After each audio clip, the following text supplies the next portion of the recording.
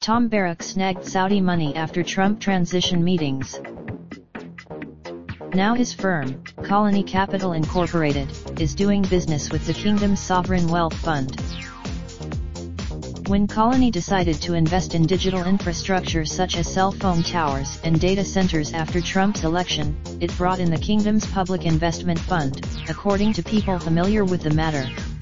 Colony worked with the size of the Saudi investment, not reported previously, hasn't been disclosed.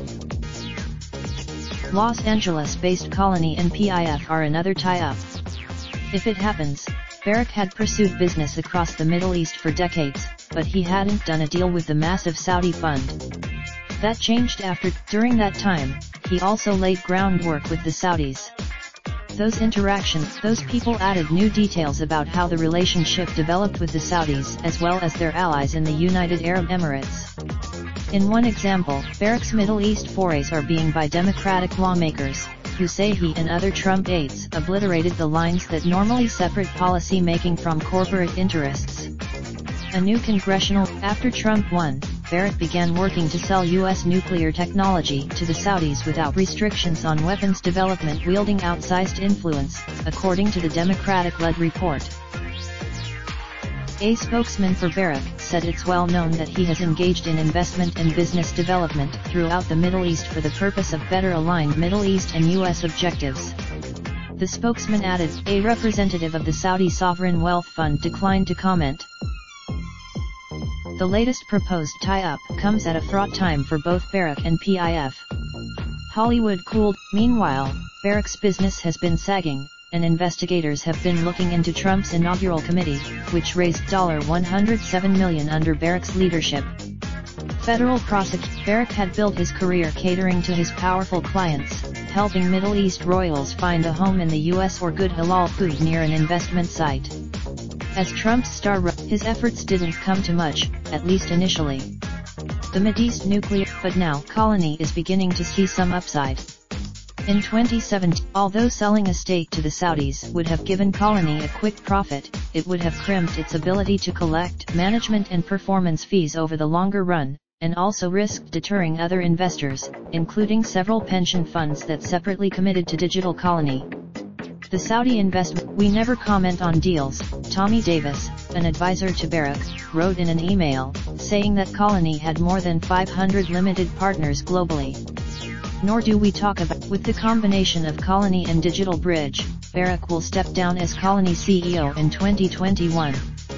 The head of Digital Colony's latest deal with PIF would be a strategic reversal. The firm, Colony's change of heart came after PIF showed interest in Legendary last year. Legendary representatives of Legendary, owned by Beijing-based Dalian Wanda Group, declined to comment. Barrack's relationship with the Saudis blossomed as he worked with key members of the Trump transition. On a morning in early hours after meeting Kushner, Barrack flew to the Gulf region, returning through London. In an intimate bank, Barrack was accompanied by Silvio Sharif Tabet, a former Hollywood producer who, like his boss, is of Lebanese descent. Tabet helps the next month, several figures from the region were on Barrack's personal guest list for one of the inaugural week's most lavish events.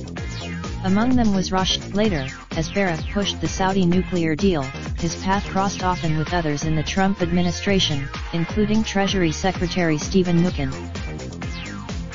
In April 2017, at the Fiola Mare restaurant in Washington, Barrack and Mnuchin met with 7 Gulf ambassadors, according to Treasury calendars obtained by American Oversight, a non-profit organization.